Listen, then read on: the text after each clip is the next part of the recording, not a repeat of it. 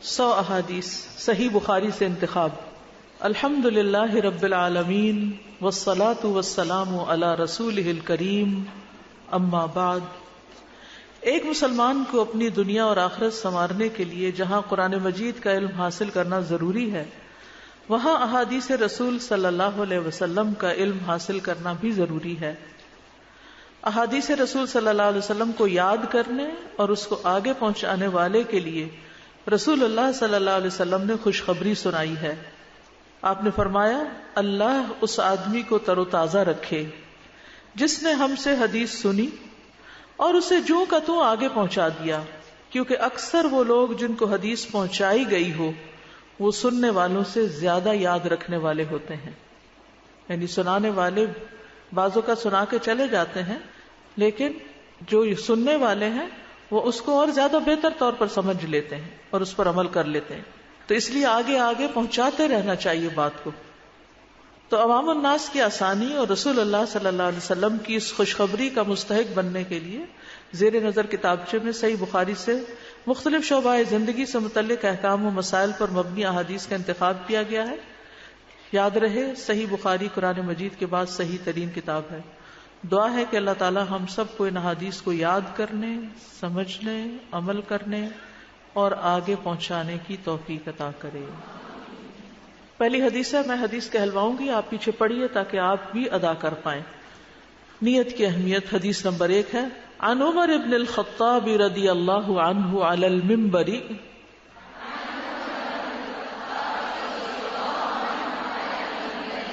قال سمعت رسول اللہ صلی اللہ علیہ وسلم یقول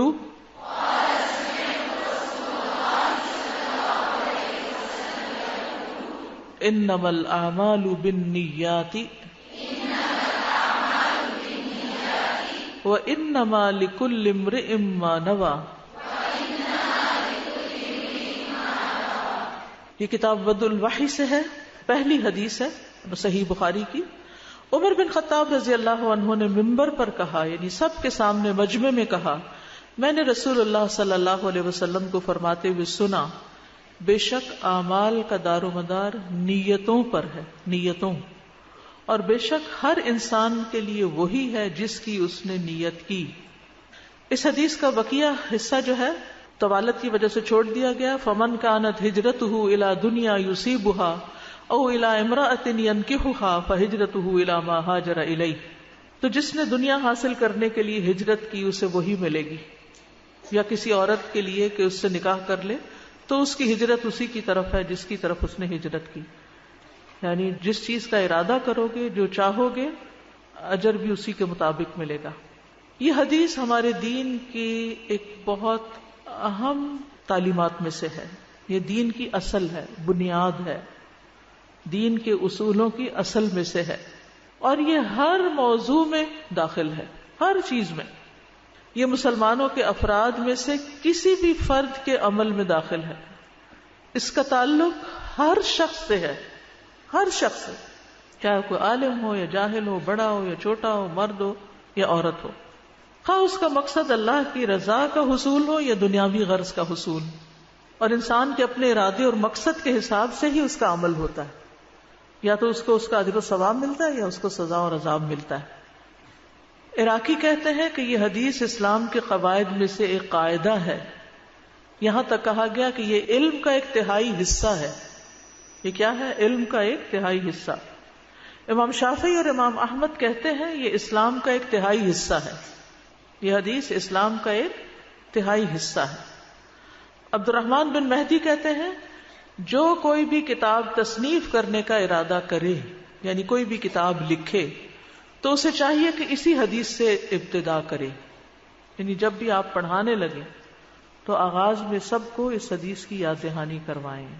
تو یہاں یہ جو حدیث ہے انما سے شروع ہو رہی ہے، انما، اور انما کا لفظ جو ہے اس کو عربی میں کلمہ حصر کہا جاتا ہے۔ حصر سے مراد ہوتا ہے مذکورہ چیز میں کسی حکم کو ثابت کرنا اور اس کے سوا کی نفی کر دینا، یعنی جس چیز کے بارے میں بات کی جا رہی ہے اس کو ثابت کرنا اور اس کے علاوہ کو نگیٹ کر دینا۔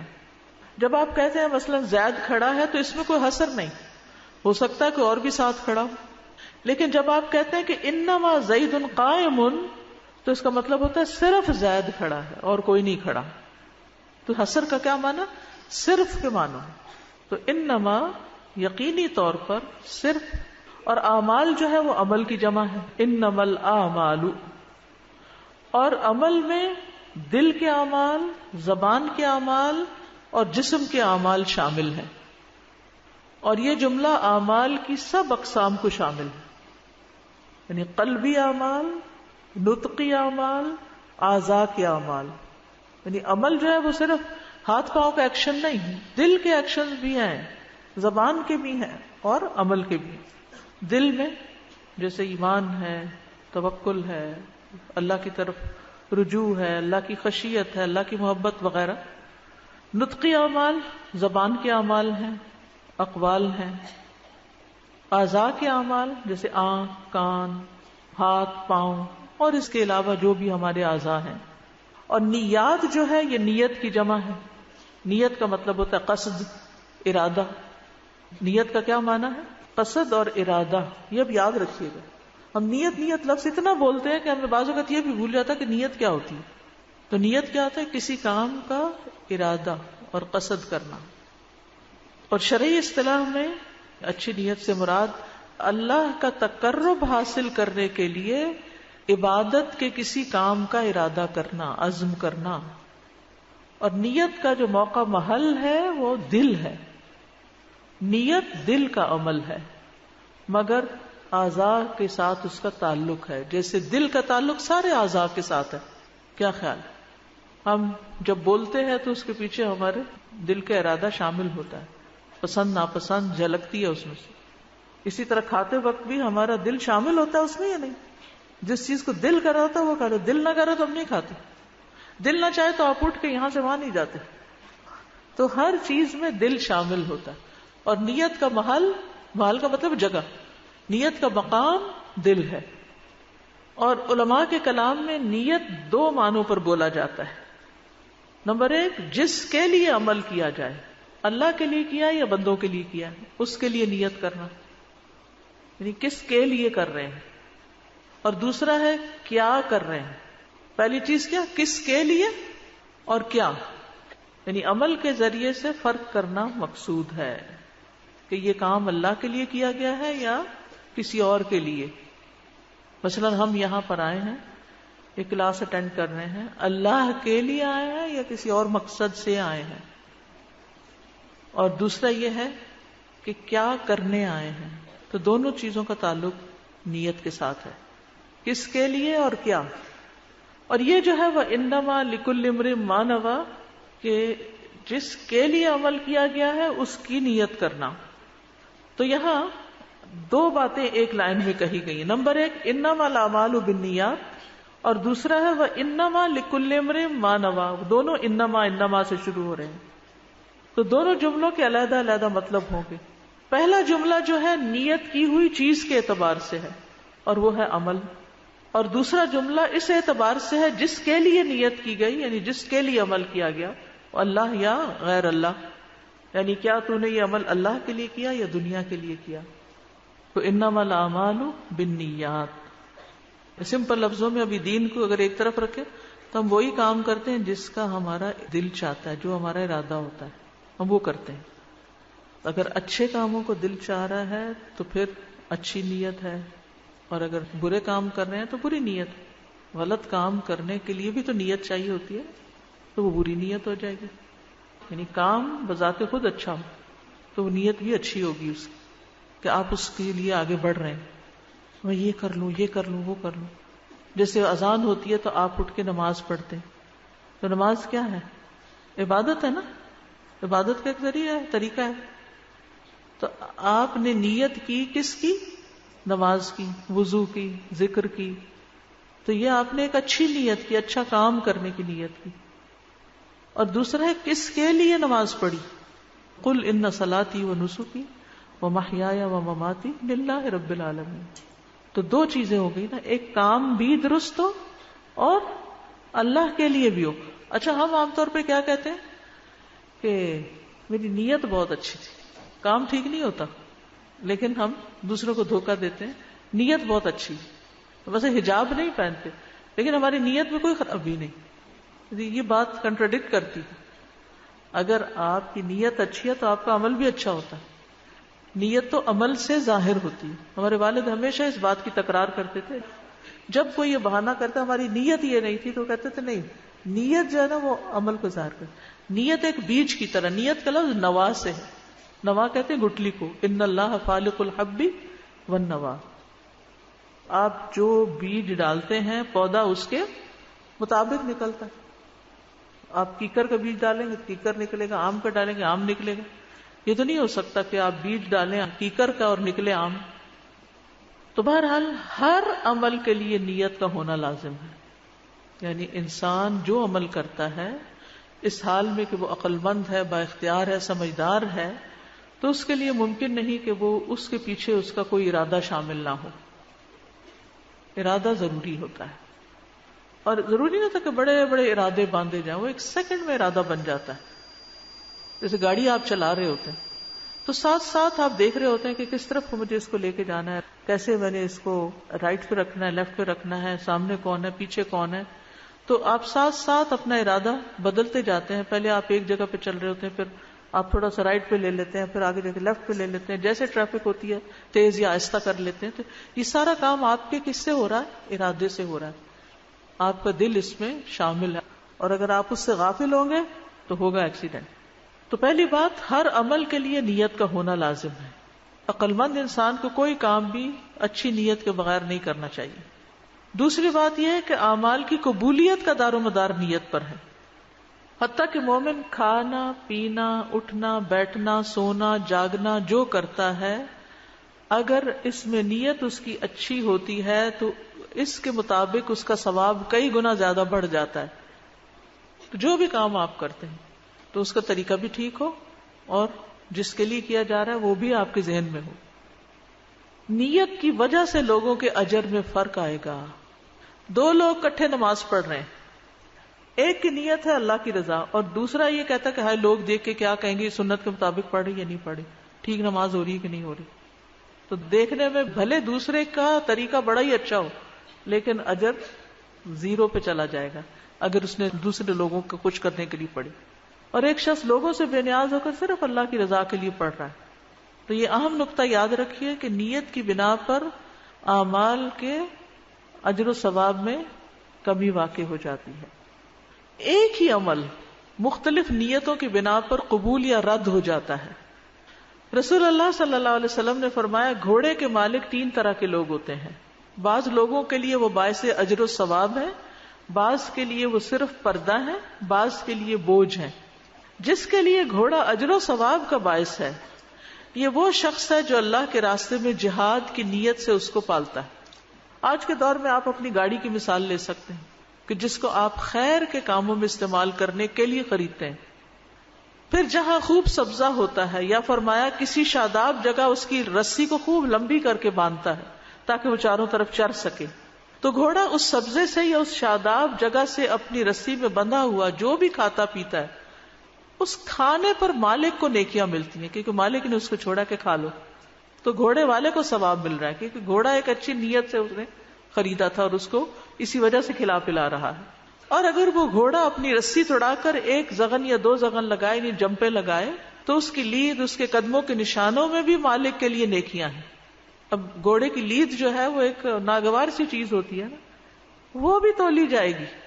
اگر وہ گھوڑا نہر سے گزرے اور اس میں سے پانی پی لے تو اگرچہ مالک نے اسے پانی پلانے کا ارادہ نہ کیا ہو پھر بھی اسے اس سے نیکیاں ملتی ہیں. وہ تو رستے میں آ گئی اور اس نے پانی کے لیے رک گیا اور وہ پانی پی گیا, جو پانی اس نے پیا اس پانی کا بھی ثواب مالک کو مل رہا ہے. تو یہ سارے ثواب کا سلسلہ شروع کہاں سے ہوا؟ نیت سے شروع ہوا کہ یہ میرا گھوڑا اللہ کے راستے میں ہے, یہ میری گاڑی, یہ میرا قلم, یہ میرا گھر, یہ میری کتابیں, یہ میری فلاں چیز اللہ کے راستے میں, یہ میرا وقت, یہ میرا کمپیوٹر. اب اس کو جس وقت بھی آپ استعمال کریں گے اور اس کی مینٹیننس پہ جو خرچہ آئے گا, یا اس کے ساتھ جو بجلی استعمال ہوگی یا گیس استعمال ہوگی, پیٹرول یوز ہوگا, کوئی اور اس میں بیٹھ جائے گا, کچھ بھی آپ کریں گے اس کو کسی طرح بھی استعمال, تو سارے کا سارا اجر و ثواب کا باعث بن جائے گا. حتیٰ کہ اگر آپ ایک واشنگ مشین خریدتے ہیں صرف اس نیت سے تاکہ میرا وقت بچے اور میں اللہ تعالیٰ کی عبادت اچھے طریقے سے کروں اور وقت نکال کر میں دین کی تعلیم حاصل بھی کروں اور دوسروں کو دے بھی سکوں، تو وہ جتنے کپڑے اس میں دھلیں گے وہ سارے کا سارا آپ کے لیے اجر و ثواب، اس کا بجلی کا بل جو جائے گا اور جو بھی ہوگا، کیونکہ آپ نے ایک اچھی نیت سے ایک مشین خریدی۔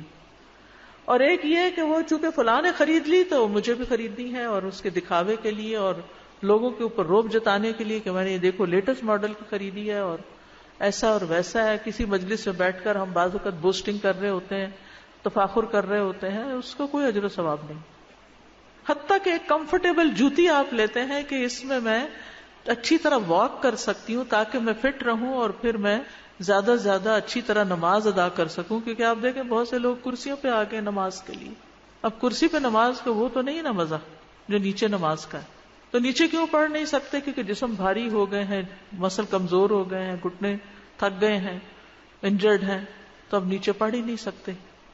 لیکن اگر کسی نے پہلے سے ہی اپنے آپ کو اس کام کے لیے ریڈی کیا اور ایسے کمفرٹیبل جوتے جو ذرا سے مہنگے بھی تھے اس لیے لیے تاکہ اس میں واک کر سکوں، تو وہ جب تک پہنے جتنی واک کی وہ ساری واک بھی، وہ آپ کی ایکسرسائز بھی، وہ کھانا پینا بھی، وہ ساری چیزیں، وہ دوا خریدنا، وہ دوا کھانا، وہ ڈاکٹر کے پاس جانا، وہ سارا اس نیت کے گرد گھوم رہا ہے کہ ہیلدی باڈی جو ہے وہ زیادہ بہتر طور پر اللہ کی عبادت کر سکتی ہے۔ ہر چیز اس میں آ گئی۔ نبی صلی اللہ علیہ وسلم نے دوسری مثال کیا سمجھائی؟ دوسرا وہ شخص ہے جو گھوڑے کو فخر، دکھاوے اور اہل اسلام کی دشمنی میں باندھتا ہے، تو یہ اس کے لیے بوجھ ہے۔ اور رسول اللہ صلی اللہ علیہ وسلم سے گدھوں کے بارے میں پوچھا گیا تو آپ نے فرمایا کہ مجھ پر اس جامع اور منفرد آیت کے سوا اور کچھ نازل نہیں ہوا، فَمَن يَعْمَلْ مِثْقَالَ ذَرَّةٍ خَيْرًا يَرَهُ وَمَن يَعْمَلْ مِثْقَالَ ذَرَّةٍ شَرًّا يَرَهُ۔ اور یہ جو گھوڑے کی تیسری قسم بتائی گئی، اگرچہ وہ اس حدیث میں اس کی ڈیٹیل نہیں ہے، لیکن وہ جو لوگوں کے لیے پردہ ہے، یعنی ذاتی ضروریات، گھر کی ضروریات پوری کرنے کے لیے، آپ اپنے مسائل حل کرنے کے لیے گھوڑا خرید لیتے ہیں یا گاڑی لے لیتے ہیں، جیسے عموماً ہم گھر کی ضرورت کی چیزیں لے لیتے ہیں، تو بس ان کو دنیا میں استعمال کرتے رہتے ہیں، مگر اس کے پیچھے کوئی اچھی نیت نہیں ہوتی۔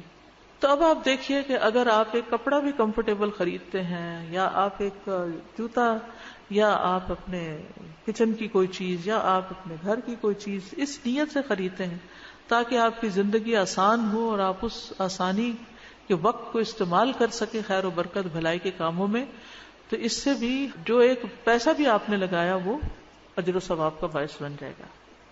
تو اس حدیث سے یہ بھی پتہ چلتا ہے کہ اللہ کے راستے پہ چاہے آپ بڑے سے بڑا مال بھی اگر خرچ کرتے ہیں لیکن آپ کی نیت درست نہیں تو اس کا کوئی اجر و ثواب نہیں، لیکن چھوٹی سی چیز بھی آپ استعمال کر رہے ہیں، چاہے آپ کی سواری ہے یا کچھ بھی، نیت کے ساتھ اس کا اجر بڑھ جاتا ہے۔ ایک شخص نبی صلی اللہ علیہ وسلم کے پاس آیا، اس نے عرض کیا کہ اگر کوئی آدمی اجر اور نام کے لالچ کے لیے جہاد کرے تو رسول اللہ صلی اللہ علیہ وسلم نے فرمایا اس کو کچھ اجر نہیں ملے گا۔ ٹھیک ہے، یعنی دنیا میں اجر چاہتا ہے، کوئی غنیمت چاہتا ہے اور نام چاہتا ہے، آخرت میں اس کے لیے کچھ نہیں۔ مثلا ہم کہیں پڑھانے جاتے ہیں صرف پیسہ اکٹھا کرنے کے لیے یا سیلری کے لیے، یا پھر یہ ثابت کرنے کے لیے کہ ہم سب سے بہتر ٹیچر ہیں، تو پھر کوئی فائدہ نہیں، ساری ایکسرسائز بیکار ہے۔ تو غلط نیت کی وجہ سے بڑے بڑے عمل حقیر ہو جاتے ہیں۔ ابن مبارک کہتے ہیں کتنے ہی بڑے عمل ہیں جن کو نیت حقیر کر دیتی ہے، کتنے ہی بڑے عمل ہیں جیسے حج ہے، جہاد ہے، ہجرت ہے، لیکن نیت کی خرابی کی وجہ سے وہ بہت چھوٹا نکلے گا۔ دنیا کی نیت پر دنیا ہی ملتی ہے، دنیا کی نیت پر دنیا ہی ملتی ہے۔ رسول اللہ صلی اللہ علیہ وسلم نے فرمایا جو شخص اللہ کی راہ میں جہاد کرے اور صرف ایک رسی حاصل کرنے کی نیت رکھے تو اس کے لیے وہی ہے جس کی اس نے نیت کی۔ اس کو عام حالات میں کیسے ہم آپ اپنے حساب سے کیسے کرتے ہیں، مثلا آپ کہیں درس دینے کے لیے جاتے ہیں اور اس لیے چلے جاتے ہیں کہ چلیں بعد میں چائے پانی بھی کچھ مل جائے گا، تو پھر وہ جو پہلا حصہ نا وہ زیرو ہو گیا، چائے پی کے آگے آپ ویسے ہی چلے جاتے چائے پینے، شاید ویسے تو کوئی پلاتا نا، چلو اس بہانے ہی چلے جاتے ہیں۔ تو ان چھوٹے چھوٹے مقامات پر بھی اپنی نیت کو خالص کرنا چاہیے، اور جو اس نیت سے نہیں جائے گا نا، تو اگر اس کو کوئی چائے نہیں پوچھے گا تو اس کے دل میں ذرا برابر ملال نہیں آئے گا کہ میں اس لیے تو آیا ہی نہیں تھا، مجھے کیا فرق پڑتا ہے. کوئی اس کو بڑا بھرپور طریقے سے ویلکم نہیں کرے گا، اسے کوئی فرق نہیں پڑے گا. کیا فرق پڑتا ہے، میں اس لیے تھوڑی آیا تھا، میں تو اپنے رب کے لیے آیا تھا، میں تو اپنی خاطر آیا تھا کہ مجھے کچھ اللہ کی رحمت ملے. یہاں تک کہ اعلیٰ ترین درجہ کیا ہے، اللہ کی رضا مطلوب ہو اور اللہ کی رحمت کا انسان امیدوار ہو ساری محنت کے بعد. بعض اوقات ہم صدقہ خیرات اس لیے کرتے ہیں کہ اچھا یہ صدقہ کروں تو بیماری ٹل جائے، چلو ٹھیک ہے، لیکن اس وقت بھی نیت کیا ہونی چاہیے، میں یہ صدقہ کروں تاکہ مجھے اللہ کی رحمت ملے. نیت تھوڑی سی بدل لیجئے. یعنی آپ گھر سے نکل رہے ہیں، سفر پہ جا رہے ہیں، آپ کسی کو کوئی صدقہ کرتے ہیں تاکہ راستے میں کوئی مسئلہ پیش نہ آئے. اس نیت کی بجائے یہ نیت کریں کہ میں یہ صدقہ کر رہی ہوں تاکہ اللہ تعالیٰ مجھ سے راضی ہو جائے اور مجھے اپنی حفاظت میں لے لے. تو اچھی نیت کیا ہوتی ہے، اللہ کی رضا اور اللہ ہی کے لیے کسی کام کو کرنا. لیکن اس معیار کو سامنے رکھ کر آپ دیکھیں تو ہماری بہت ساری نیکی کے کاموں میں بھی نیتیں کیا ہوتی ہیں، دنیا کا کوئی فائدہ چاہے ہم لوگوں سے نہ بھی حاصل کریں، بیچ میں کوئی بھی نہیں ہے، لیکن وہ بھی کام اس لیے دے رہے ہیں کہ ہمیں اس سے کچھ دنیا مل جائے. وَلَا تَمْنُن تَسْتَكْثِرْ، کسی پہ احسان اس لیے نہیں کرنا کہ ہمیں کچھ اور کثرت حاصل ہو جائے. جب صدقہ خیرات کے ہم فائدے پڑھتے ہیں کہ صدقہ کرنے والے کو اس کا اجر ملتا ہے تو ہم بعض اوقات اس لیے صدقہ کرنا شروع کر دیتے ہماری آمدنی اور بڑھ جائے. آپ اللہ کی رضا کے لیے کریں، اللہ کی رحمت کے لیے. پھر جب اللہ کی رحمت ہو گئی نا تو آپ سوچ بھی نہیں سکتے کہ آپ کو کتنے گنا زیادہ ملے گا. وہ آپ کے حساب کتاب سے بھی بہت بڑا ہے. پھر اسی طرح دنیا حاصل کرنے کے لیے علم حاصل نہیں کرنا چاہیے، خصوصاً دین کا علم جو ہے. ابو ہریرہ کہتے ہیں کہ رسول اللہ صلی اللہ علیہ وسلم نے فرمایا، جو علم اللہ عز و جل کا چہرہ حاصل کرنے کے لیے حاصل کیا جاتا ہے، جس نے اسے دنیا کا مال و متاع حاصل کرنے کے لیے سیکھا، اسے قیامت کے دن جنت کی خوشبو بھی نہ آئے گی. یعنی ہماری نیت یہ نہیں ہونی چاہیے کہ میں ایسی بڑی اسکالر بن جاؤں کہ میرے علم کی دھاک بیٹھ جائے اور سب لوگ میری طرف متوجہ ہو جائیں اور سب سے بڑا نام میرا ہو جائے اور سب میری ہی ڈنکا بجائیں. اور نہیں، یہ گھٹیا مقاصد نہیں ہونے چاہیے. مسند احمد کی حدیث ہے، رسول اللہ صلی اللہ علیہ وسلم نے اس امت کو عظمت اور رفعت، دین و نصرت اور زمین میں اقتدار کی خوشخبری دی ہے. تو آپ نے فرمایا کہ اس امت کو یہ خوشخبری دے دو، سو جو ان میں سے آخرت کا عمل دنیا کے لیے کرے گا، آخرت کا عمل دنیا کے لیے کرے گا، اس کا آخرت میں کوئی حصہ نہ ہوگا، اس کا آخرت میں کوئی حصہ نہ ہوگا. مثلاً آپ کسی بیمار کی خدمت کر رہے ہیں تو آپ سوچیں چلو میں اس بڑھاپے میں اس کی مدد کروں، اللہ میرے بڑھاپے میں میری مدد کرے گا. صرف اتنی نیت نہ رکھیں کہ یہ مجھے دنیا میں کوئی ذرا آسانی مل جائے. فوراً کس طرف چلیں؟ اللہ مجھ سے راضی ہو جائے، اللہ کی رحمت آ جائے. اور جب اللہ راضی ہو گیا اور رحمت آ گئی تو پھر آپ کا بڑھاپا پھولوں کی طرح جائے گا، کیونکہ یہ صرف اللہ ہے جو لوگوں کے دلوں میں آپ کے لیے رحمت، شفقت اور محبت کے جذبات ڈال دیتا ہے. ان الذین آمنوا وعملوا الصالحات سیجعل لهم الرحمن ودا. ہماری توجہ ایمان لا کر نیک عمل کرنے کی طرف ہونی چاہیے. دلوں میں محبت اللہ ڈالے گا، وہ اس کا کام ہے. کسی کی محبت حاصل کرنے کے لیے کچھ خرچ نہیں کرنا چاہیے کہ میں ذرا اس کو تحفہ دے دوں، میں اس کو ذرا اچھا کر لوں، میں اس کو کچھ کھلا پلا دوں تاکہ یہ میری طرف متوجہ ہو جائے. نہیں، اللہ کی خاطر. انما نطعمکم لوجہ اللہ لا نريد منکم جزاء ولا شکورا انا نخاف من ربنا یوما عبوسا قمطریرا فوقاهم اللہ شر ذلک اليوم ولقاهم نضرة وسرورا. غریب کو کھلائیں، گھر والوں کو کھلائیں، دوستوں کو کھلائیں، بڑوں کو کھلائیں، چھوٹوں کو کھلائیں، کہیں کچھ بانٹیں. انما نطعمکم لوجہ اللہ، اللہ کے دیدار کی خاطر کھلائیں. تو اپنی نیت کے لیول کو اوپر لے جائیں. تو جس کے لیے کام کریں گے اس سے اجر پائیں گے. بندوں کے لیے کریں گے تو ہو سکتا ہے بندے کچھ دیں یا نہ دیں، لیکن اگر اللہ کے لیے کریں گے تو کئی گنا زیادہ ملے گا، جس کا آپ تصور بھی نہیں کر سکتے. کیونکہ معاملہ آپ نے اللہ پہ چھوڑ دیا، اللہ پہ چھوڑ دیا. رحم کا سوال کرنا، یہ ایک چیز مجھے بہت سمجھ میں آئی. مجھے بھی کل پرسوں ایک خاتون نے اپنا مسئلہ بیان کیا کہ ان کے بہت برے حالات ہیں اور وہ خود بھی کینسر کی پیشنٹ ہیں اور ان کے ہسبینڈ بھی بہت بیمار ہیں، حتیٰ کہ ان کے پاس دوا کے پیسے نہیں ہیں، اتنے بھی نہیں ہیں کہ وہ 80 روپے کی دوا لے سکیں. جو ان کے ہسبینڈ کے لیے ارجنٹ ضرورت تھی. انہوں نے کہا رات کو ہم نے صرف پانی پلا کے انہیں گزارا کیا اور صرف ہم اللہ سے رحم کا سوال کرتے رہے. اگلے دن جس وقت مجھ تک یہ بات پہنچی ہے، میری ان سے بات ہوئی اور جب ان کی ضرورت پتہ چلی تو میں نے کسی سے ذکر کیا.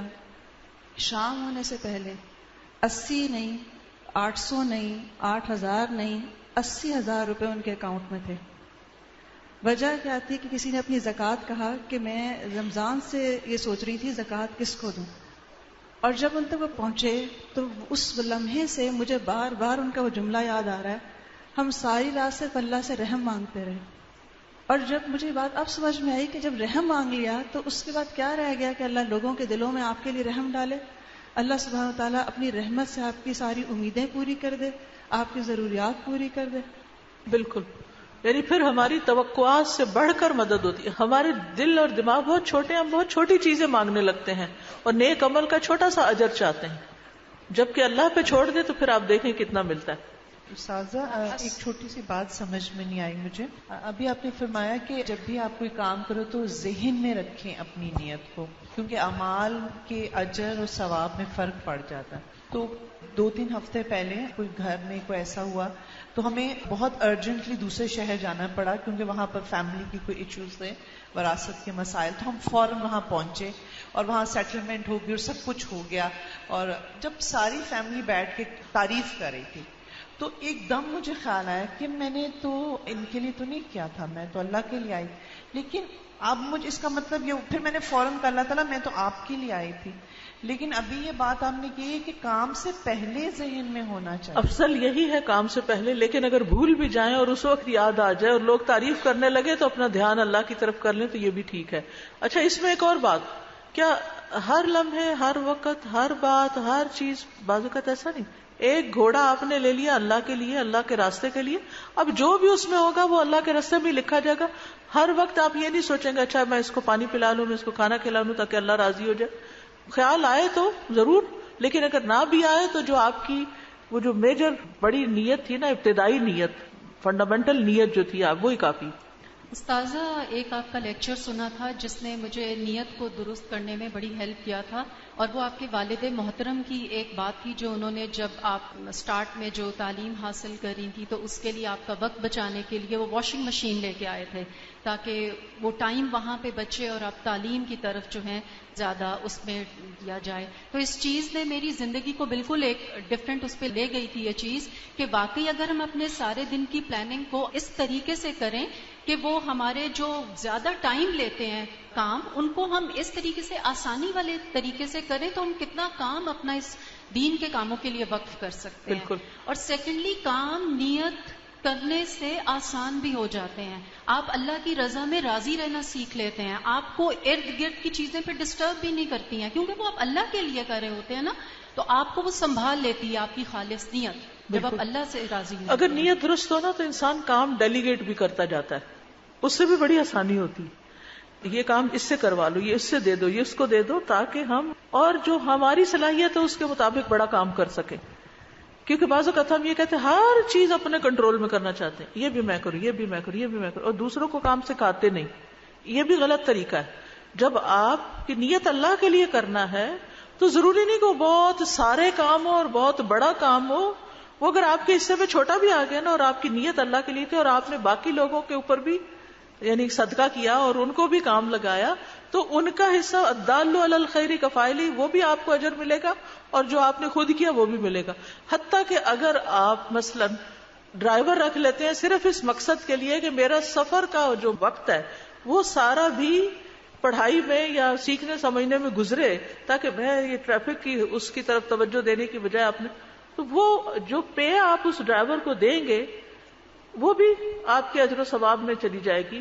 اسی طرح اگر آپ ایک بہتر ہیلپر رکھ سکتے ہیں اپنے باقی عیش و عشرت سے پیسہ نکال کر تاکہ آپ زیادہ سے زیادہ بہتر عبادت کر سکیں، بہتر دین خدمت کا کام کر سکیں، تو یہ نیت بھی آپ کے لیے بہت اجر و ثواب کا باعث ہوگی. اس طرح آپ کی دنیا بھی سہولت والی ہو جائے گی اور آخرت بھی اچھی ہو جائے گی. استاذہ عمر رضی اللہ تعالیٰ عنہ کی دعا یاد آ رہی ہے جو وہ کیا کرتے تھے، اللہم اجعل عملی کلہ صالحا واجعلہ لوجہک خالصا وَلَا تَجْعَلْ لِأَحَدٍ فِيهِ شَيْئًا. بالکل. تو یہ ہمیں ہر وقت کرنی چاہیے، کیونکہ ہم آتے ہیں اللہ کے لیے، نکلتے بھی ہیں، بعض دفعہ روٹین کے کام ہم سمجھ کے وہ کر ہی رہے ہوتے ہیں، لیکن ہمیں یہ دعا ضرور کرنی چاہیے. بالکل. آپا میں ہمارا یہاں پہ آنے کا مقصد جو ہے تو یہ ہے کہ آج کل جو ہے حدیثیں بہت آتی ہیں کہ ہمارے نبی نے یہ فرمایا، ہمارے نبی نے، لیکن اس کا کوئی اوتھینٹک جو ہے نا وہ نہیں ہوتا. تو ہمارے آنے کا مقصد یہاں پہ یہ تھا کہ ہمیں ایک اوتھینٹک جو ہے نا وہ ہمیں مل جائے تاکہ ہم آگے کسی کو بتائیں تو ہمارے پاس ایک دلیل ہو. تو اس مقصد سے ہماری یہ نیت یہاں پہ آنے کی یہ تھی. تو اللہ یہ اچھی نیت ہے، اچھی نیت، خالص علم ملے ہمیں.